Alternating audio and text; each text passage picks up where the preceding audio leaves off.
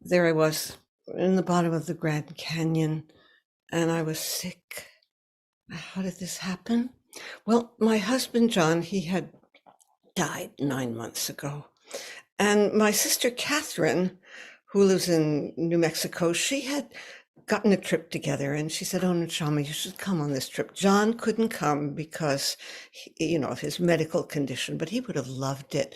And I said, I don't know if I'll be ready. And she said, "Well, it's like a gestational period, 9 months. Why don't you sign up?" And so I did. And just before I left, I rubbed noses with our grandchild who had a cold, this trickle of snot. And in the not the helicopter, in the plane on the way to Arizona, my voice dropped into basso range. That was a hint that something was happening. And then when I got on the raft, whatever it was, it struck, and I was sick down there. And it's not a good deal to be sick down there.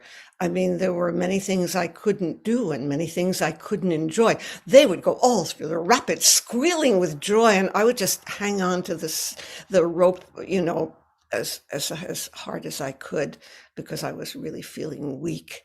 And then my sister, she told me, she said, Neshama, you might have to be helicoptered out if we don't take care of yourself.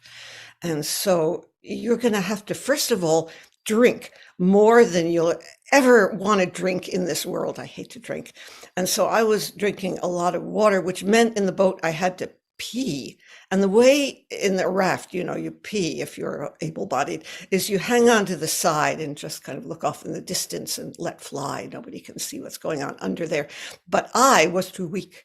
And so I had to squat over this ignominious pea can with a poncho draped over my knees for discretion. And then she said, that stuff in your lungs, you have to get it out. So you have to hawk and spit and hawk and spit. I'm a lady, but I had to hawk and spit.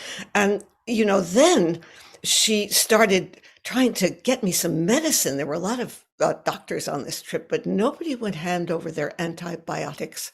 And so she came back to me after her foray, and in her palm were peeled garlic cloves. She said, "Well, I've heard, it's kind of like Italian penicillin. What do you have to lose?"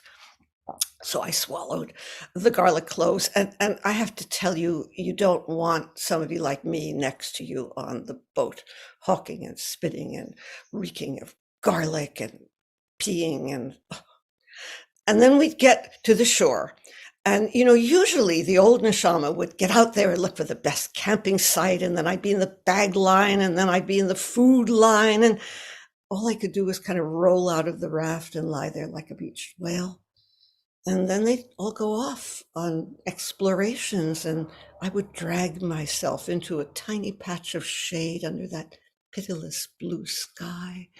And I was so weak, I couldn't even read. I couldn't lose myself in the usual book.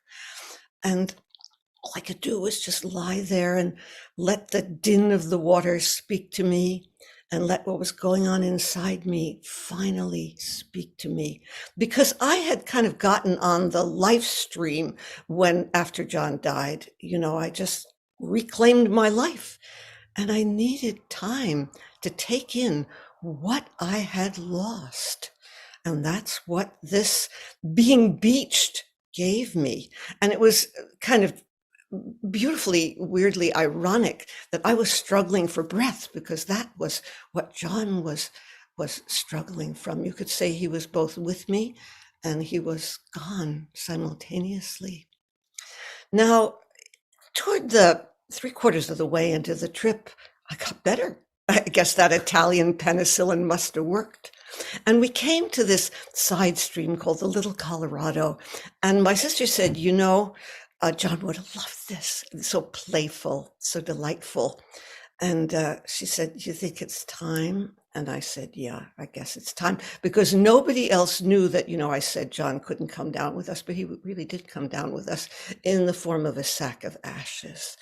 And so as everyone was going down this kind of carnival ride of the little Colorado floating down it, we sloshed upstream to a quiet eddy. And then I took this sack and I had this image that a beautiful helix of ashes would float down and float away. But it doesn't work like that. Real life, a wind sprang up and plastered me with John's ashes. And all I could do was Duncan, weeping, weeping. Duncan, you should know I'm somebody who does not cry easily. And then when I was relatively clean of John, I went back and I put on my life jacket upside down, kind of like a diaper, so you don't get scraped. And I launched myself down the little Colorado for 4 trips. And when I climbed out, the guide, he said, Neshama, what was going on with you? I've never, you had this beatific expression. I've never seen that on anyone's face. And I said, I was floating down the little Colorado with my husband, John, and I was learning to let him go.